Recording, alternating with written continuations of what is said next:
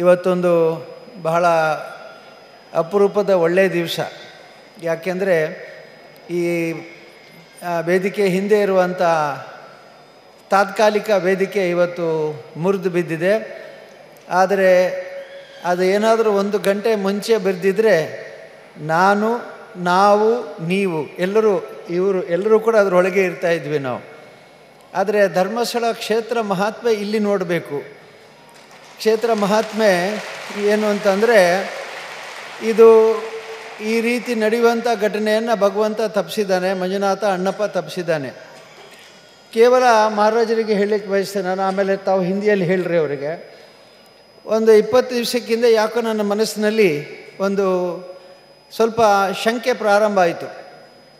ಯಾಕೋ ಸರಿಯಾಗಿ ನಡೀತಾ ಇಲ್ಲ ಅಂತ. ಬೆಳಗಾತ ಬೇಗ ನನಗೆ ನಿದ್ದೆ ಕಡಿಮೆ ಆಯಿತು. ಬೆಳಗಿನ ಜಾವದಲ್ಲಿ ನಾನು ಒಬ್ಬ ಜ್ಯೋತಿಷ್ಯರಲ್ಲಿಗೆ ಕೇವಲ 15 ದಿವಸಕ್ಕೆ ಹಿಂದೆ ಒಬ್ಬರಿಗೆ ಒಂದು ಪ್ರಶ್ನೆಗಳನ್ನು ಇಟ್ಟು ಕಳಿಸಿದೆ. ಯಾಕೆ ನನ್ನ ಮನಸ್ಸಿನಲ್ಲಿ ಸ್ವಲ್ಪ ಗೊಂದಲ ಆಗ್ತಾಯಿದೆ, ಯಾಕೆ ನಮ್ಮ ಮಸ್ತಕಾಭಿಷೇಕದ ಪೂರ್ವಭಾವಿಯಾಗಿ ಸ್ವಲ್ಪ ಗೊಂದಲ ಆಗ್ತಾಯಿದೆ ಅಂಥೇಳಿ.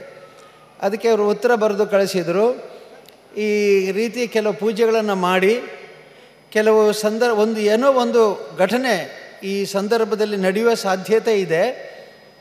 ಆದರೆ ನೀವು ಇಂಥ ಪೂಜೆಗಳನ್ನು ಮಾಡಿಸಿದರೆ ಆ ಘಟನೆಯ ತೀವ್ರತೆ ಕಡಿಮೆ ಆಗುತ್ತೆ ಅನ್ನೋದನ್ನು ಜ್ಯೋತಿಷರು ನನಗೆ ಹೇಳಿದರು.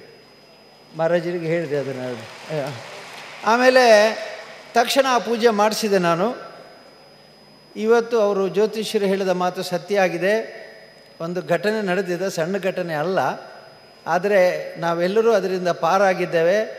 ಮೊದಲನೇದಾಗಿ ಮುನಿಗಳ ಸಾನ್ನಿಧ್ಯ, ಆಚಾರ್ಯ ಶ್ರೀಗಳ ಸಾನ್ನಿಧ್ಯ ಮುಖ್ಯ. ಇದಕ್ಕೆ ನಮ್ಮ ಪೂಜ್ಯ ಆಚಾರ್ಯ ವರ್ಧಮಾನ ಸಾಗರ ಭೂಷಣ್ ಸಾಗರದಿಯವರು ಸಾನ್ನಿಧ್ಯ, ಮುನಿಗಳ ಸಾನ್ನಿಧ್ಯ, ಇವರ ತಪಸ್ಸಿನ ಫಲ. ಅವರು ಕಳೆದ 15 ದಿವಸದಲ್ಲಿ ತಪಸ್ಸು ಮಾಡ್ತಾ ಇದ್ದಾರೆ, ಧ್ಯಾನ ಮಾಡ್ತಾ ಇದ್ದಾರೆ. ಅದರ ಫಲವಾಗಿ ಕ್ಷೇತ್ರದಲ್ಲಿ ಒಂದು ಶಕ್ತಿ ಜಾಗೃತವಾಯಿತು.